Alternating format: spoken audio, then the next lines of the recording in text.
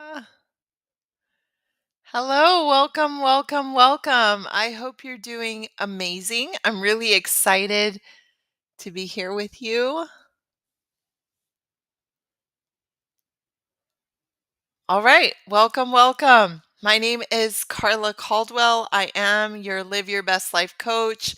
I'm super excited to be here with you. I want to talk to you about something that is so important. Your success, being and doing your absolute best, relies on one major thing. Are you ready? Taking care of the space between both your ears. And it's simple, but also really hard to do. So the concept is simple, hard to do. And today I want to talk to you about ways that you can manage your thinking. I have spent a lot of time working on this. The bulk of my career has been supporting people to prevent 75% of chronic disease, preventing and reversing it. And the success of preventing and reversing disease relies on your ability to manage the space between both your ears. And it's not just preventing disease and reversing it, but your success and your happiness. So, I want to talk to you today about some simple ways you can identify which thoughts are working in your favor. So, we want to keep those, and which thoughts are not working in your favor and what to do to change them. So, I want to recommend, if you're serious about this, for the next few days to be on the lookout, to really be on the lookout, watch your thoughts. And this is sounds easy, but it's not easy to do because we are really keyed into multitasking. We have lots of electronics going, lots of things competing with our attention. So, although it sounds easy to watch your thoughts, it's not as easy as it sounds, but completely doable, especially if you are extremely willing and invested. And because doing this will greatly improve your success and happiness, extremely worth doing. So, what I want to recommend you do is watch your thoughts for the next couple of days. Be on the lookout for what are the thoughts you're having, especially the ones that run on loop, where you're having them over and over and over throughout the day. Now, as you're paying attention to your thoughts, when you notice yourself wanting to tune out, that's when you want to tune in and you want to notice the thought you're having.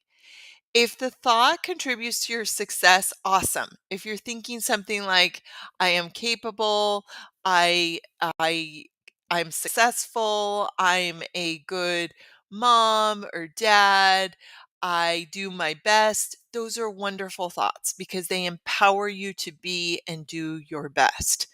When you identify a thought that's not helpful, so here are some thoughts that are really common. I'm not good. If the thought starts with I'm not good, you want to look at that thought. Or I can't, or it's not possible. These are thoughts you want to re-examine because the moment you're telling yourself that you can't, something's not possible, you don't know, you're bad, those thoughts do not contribute to you being and doing your best. Now, I really I know there's going to be an urge to take care of a lot of thoughts, but I want you to take care of one thought at a time. You are more likely to change and be successful if you tackle one thought at a time. So, as you're doing your observations and you see some thoughts, you're like, yeah, those are good, but then you encounter one. And you're like, "Oh, that one's not good." So I'm going to use a thought that's very common to most people. And we are going to work on that one. I am not good at X, Y, and Z is a very common thought. So I am not good with being organized. I'm not organized, something like that. Or I'm not good with time, or I'm not good with money. That is a real, okay, let's do that one because that affects a lot of people. So let's say you catch yourself thinking, I'm not good with money. Ooh, that's not an empowering good thought. It's not leading to my greatest amount of success. So you want to hone in on that thought. I am not good with money. It's just an example, but whatever thought you find that's not empowering you to be and do your best, you want to focus on that thought. Now, write it down. So you want to write this thought down. And then when you are free from distractions and you have 5 minutes, 5 minutes free from distraction to sit down, I want to invite you to become grounded and in your body. So, how do you do that?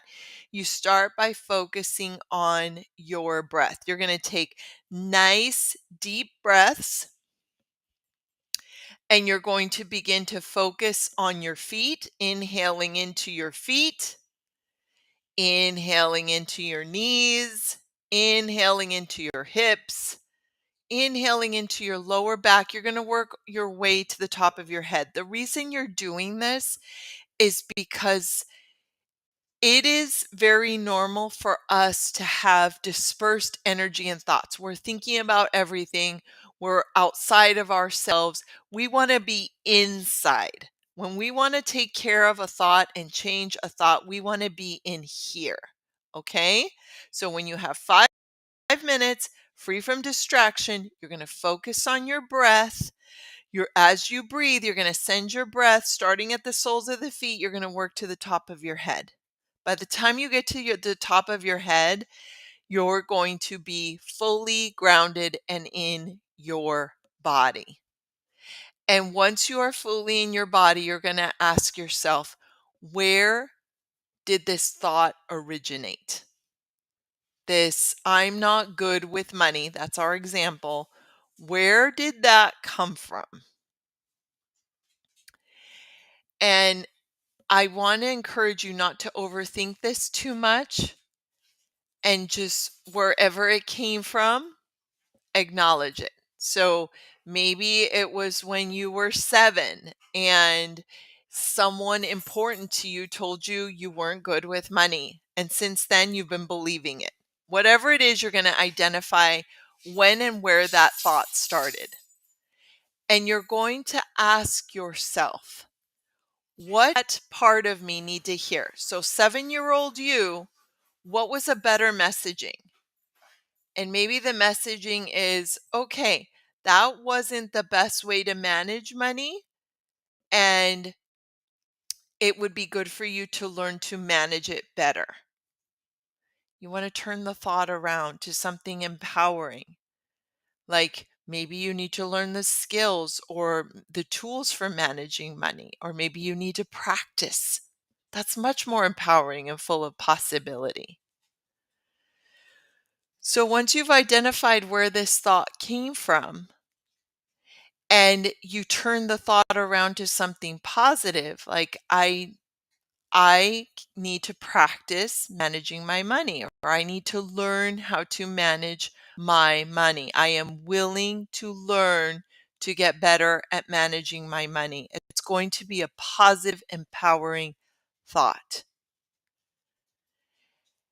And once you identify that positive thought, you're going to ask yourself, what's one small thing I can do to better manage my money?